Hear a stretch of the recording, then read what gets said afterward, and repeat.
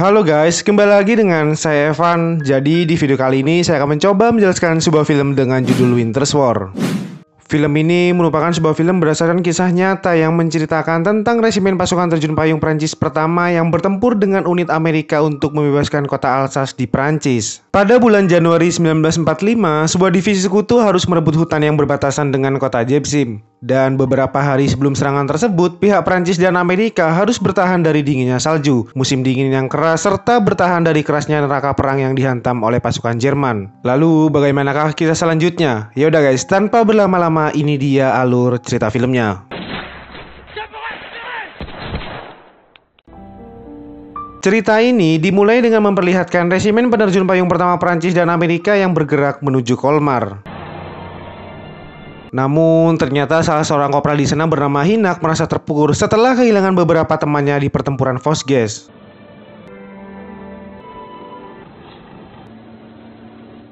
Setibanya di sebuah perbukitan, mereka memutuskan untuk beristirahat. Rupanya mereka juga kedatangan anggota baru dari divisi interior French Force. Lalu mereka yang baru datang itu kemudian menghadap Kopral Hinak. Ternyata guys, Kopral Hinak meresponnya dengan tidak menyenangkan. Ia mengatakan bahwa sengaja tak ingin berkenalan. Alasannya karena setiap pasukan yang berperang pasti akan tewas. Dan Kopral Hinak sudah tidak ingin lagi merasakan kesedihan karena telah kehilangan orang-orang yang ia kenal.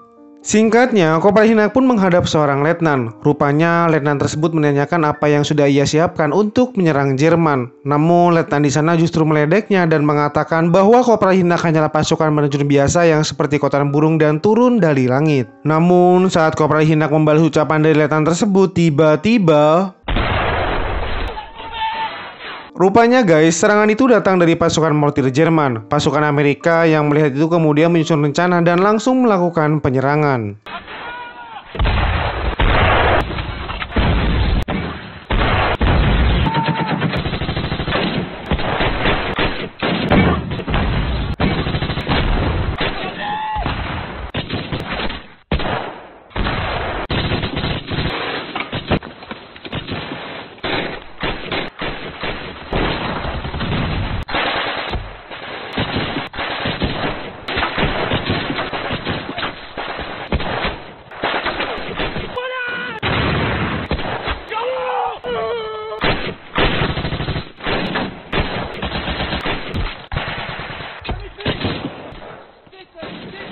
Dan hingga akhirnya pasukan Amerika berhasil melumpuhkan pasukan Jerman dan berhasil menangkap 2 orang tentara Jerman dan menjadikannya tawanan perang.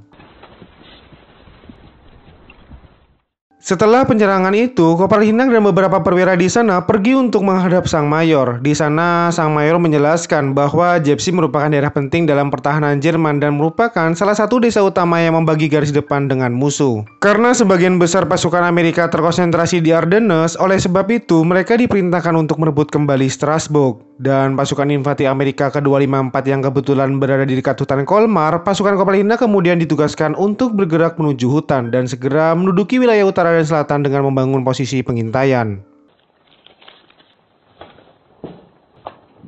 Dengan cuaca yang dingin, akhirnya mereka pun bergerak menuju hutan. Perasaan khawatir dan takut karena tentara Jerman yang berada di mana-mana membuat pasukan Amerika selalu waspada. Dinginnya salju yang mulai menembus tulang-tulang tentara Amerika membuat mereka tak gentar untuk terus melangkah. Hingga akhirnya tentara Jerman secara mendadak menyerang mereka.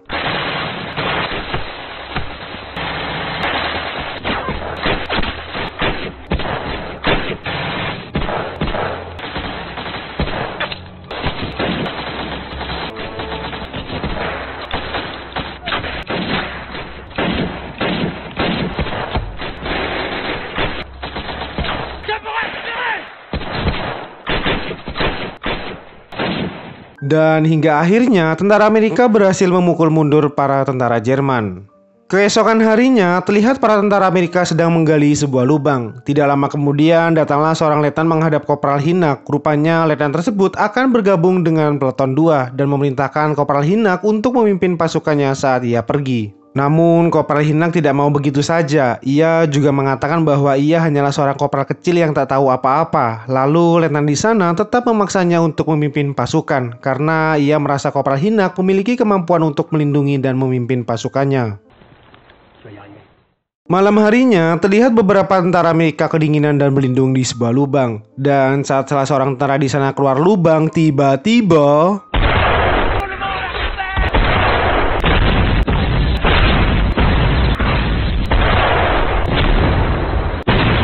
ternyata guys, serangan itu berasal dari pasukan mortir Jerman. Akibat serangan itu membuat salah seorang tentara Amerika terluka dan kehilangan tangan kanannya. Keesokan harinya, terlihat seorang prajurit menghampiri mereka. Rupanya, prajurit itu bernama Jenskin yang merupakan suruhan dari Letnan Saver. Ia pun kemudian mengatakan bahwa kedatangannya ia ke sana untuk memberikan informasi kalau sebentar lagi akan ada serangan mendadak dari pasukan Jerman. Namun, saat ia berbincang dengan Kopral Hinak, tiba-tiba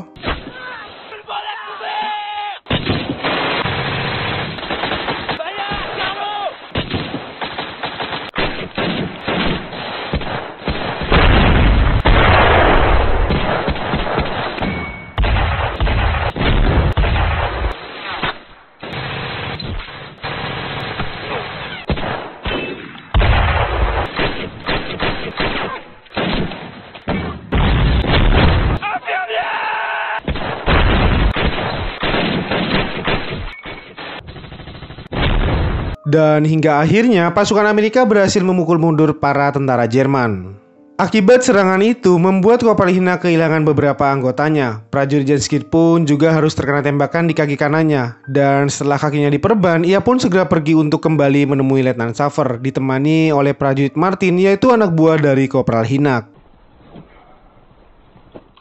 Malam harinya, para tentara Amerika yang tersisa masih berlindung di sebuah lubang. Lalu salah seorang prajurit di sana terlihat overthinking dikarenakan beberapa rekannya sudah tewas. Di sisi lain, terlihat dua orang prajurit menghadap Kopral Hinak. Ia pun kemudian mengatakan bahwa peleton ke-9 dan 10 terus bergerak bersama pasukan infanteri Amerika ke-254. Rupanya Jepsin pun masih dikuasai oleh Jerman dan ternyata pasukan Jerman lebih kuat dari yang ia duga. Kopral Hinak yang mendengar hal itu justru terlihat kesal karena ia kehilangan seorang komandan dan tenaga medis. Ia pun kemudian memerintahkan mereka berdua untuk kembali ke lubang dan mempertahankan wilayah ini sampai pasukan ke-254 memenangkan pertempuran. Dan saat mereka berdua kembali ke lubang, tiba-tiba rupanya guys, suara tembakan itu berasal dari anak buah Kopral Hinak. Ternyata ia salah sasaran dan pergerakan yang barusan ia lihat bukanlah tentara Jerman, melainkan rekannya sendiri yang keluar dari lubang. Keesokan harinya, terlihat Letnan Saver bersama beberapa anggotanya sedang menikmati kopi panas. Lalu salah seorang prajurit di sana diperintahkannya untuk memeriksa wilayah penjagaan paling depan. Faites attention à vous. Setelah ia berjalan beberapa meter, terlihat satu peleton tentara Jerman bergerak menuju ke arahnya. Ia pun seketika kembali dan berlari untuk melaporkan hal itu kepada Letnan Saver. Pasukan Letnan Saver pun kemudian segera bersembunyi di dalam lubang. Namun karena jumlah pasukannya yang lebih sedikit dibandingkan dengan pasukan Jerman, ia pun kemudian berinisiatif memerintahkan Martin untuk meminta bantuan dengan menghubungi peleton dari Letnan Carlo.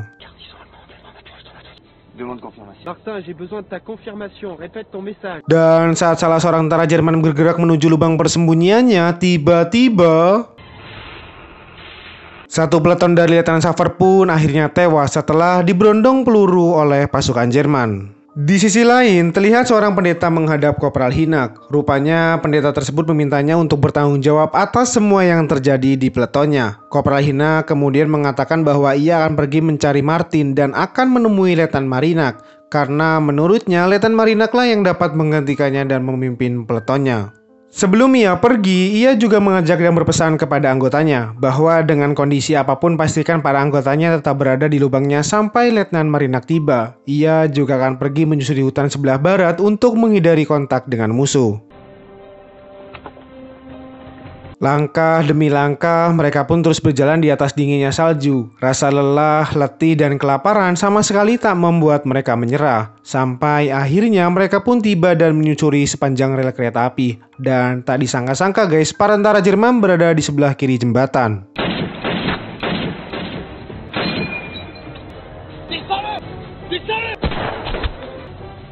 Setelah berhasil melumpuhkan beberapa tentara Jerman, seorang sersan di sana datang menghampirinya. Ia terlihat marah karena kecewa melihat Kopral Hinak yang membiarkan tembakannya meleset. Ternyata guys, salah seorang anak buahnya berhasil menangkap tentara Jerman hidup-hidup. Rupanya tentara Jerman tersebut bernama Rodolf yang merupakan adik kandung dari Kopral Hinak. Sekedar informasi guys, Rodolf itu sebenarnya merupakan orang asli Prancis yang terpaksa bergabung menjadi tentara Jerman setelah Kopral Hinak meninggalkannya kurang lebih sekitar 3 tahun. Entah apa yang ada di benaknya, rasa kesal, marah, dan kecewa akibat Kopral Hinak yang pergi meninggalkannya untuk berperang. Setelah kejadian itu, perlakuan Kopral Hinak kepada adiknya berbeda. Padahal sudah jelas ia merupakan tawanan perang Amerika. Akibatnya anak buahnya banyak yang kesal. Sampai akhirnya secara mendadak tentara Jerman menyerang mereka.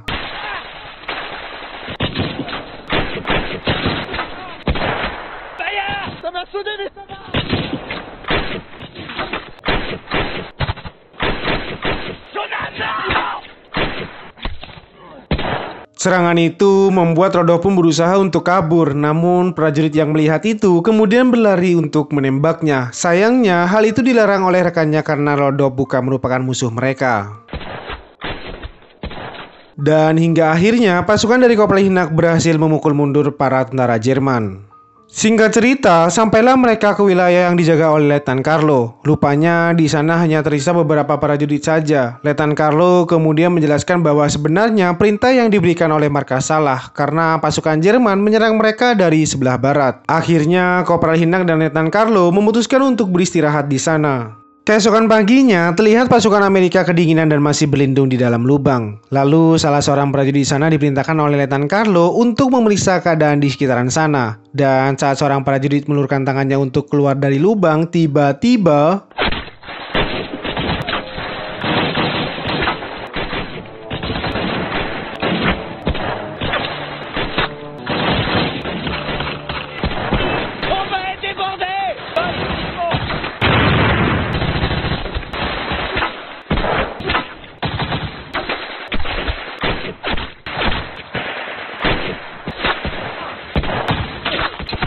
Rodolf yang melihat seorang tentara Amerika tertembak berinisiatif untuk menyelamatkannya. Namun saat ia berhasil menolongnya, tiba-tiba Rodolf pun terjatuh setelah tertembak oleh rekannya sendiri. Di sisi lain, pasukan Amerika masih berjuang menghalau serangan tentara Jerman.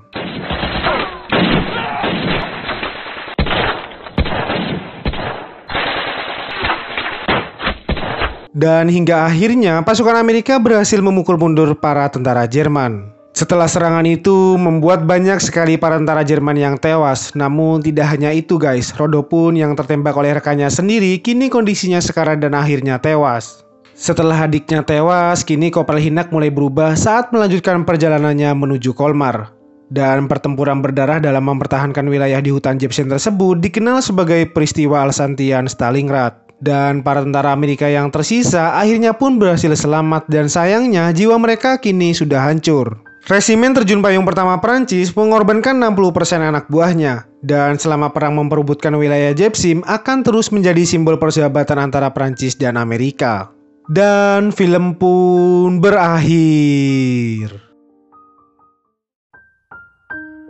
Yaudah guys, semoga cerita kali ini bisa menghibur kalian semua. Dan terima kasih banyak telah menonton video ini sampai akhir. Dan sampai jumpa di video selanjutnya. Dadah! Gory, gory, what a hell of a way to die. Gory, gory, what a hell of a way to die. Gory, gory, what a hell of a way to die.